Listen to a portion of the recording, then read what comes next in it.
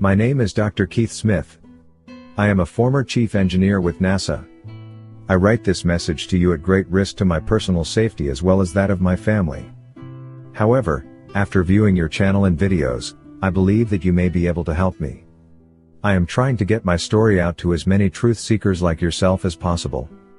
There are terrible things going on right now that the people need to know about. You are a brave person for being willing to speak out against the evil powers that be. Below is the story of how I became a part of the conspiracy to blind the masses to the true nature of reality.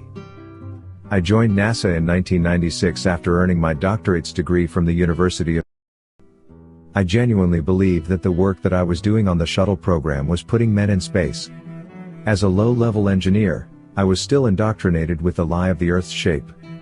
In 2012, I was promoted to chief engineer.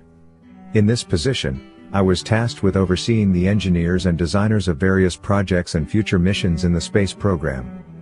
At least, this is what I thought I would be doing. It was only later that I found out that I received this promotion because my superiors felt that I could be trusted with the secret. On June 7, 2012, I was approached directly by the acting administrator of NASA, Charles Bolden. When he offered me the promotion, I readily accepted. It was at this point that I had to be let in on the secret. On June 10th, I went to Washington, D.C. to meet with Administrator Bolden. The pretense of the meeting was as a way of meeting the other heads of NASA and as an introduction to my new position. When I went into the meeting room at NASA headquarters in Washington, D.C., they sat me down and went through introductions.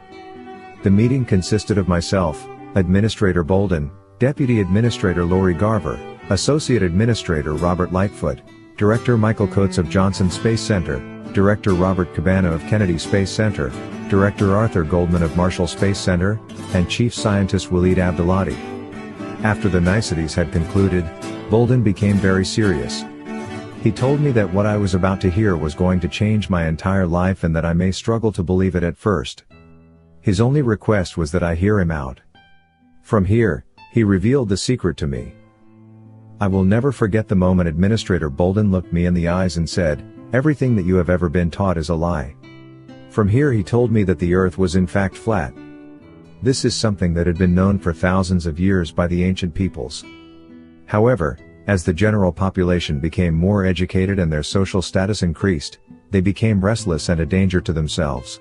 It became necessary for a great lie in order to prevent a collapse of society and another dark age. You see, historians will tell you that humans have known that the Earth was round for thousands of years. They will point to the likes of Eratosthenes saying that he knew the Earth was a globe in the 3rd century BC. They will even say that he calculated the circumference of the globe to within 1% accuracy by having Bemidus measure the distance between Alexandria and Syene by walking the distance and counting steps. However, these historical records have been fabricated and left for the historians and archaeologists to discover. It was only 200 years ago that the true nature of the Earth was general knowledge. However, all records of this knowledge have been destroyed. I was also told that NASA's true purpose was not space exploration but maintaining the globe conspiracy and maintaining the integrity of civilization. When Administrator Bolden had finished, I was left in utter shock at what I had heard. Surely this could not be true. It must be some form of trick or joke. In fact, when Bolden finished, I just laughed at him. However, Bolden maintained his composure. He told me that he too reacted the same way when he heard the truth.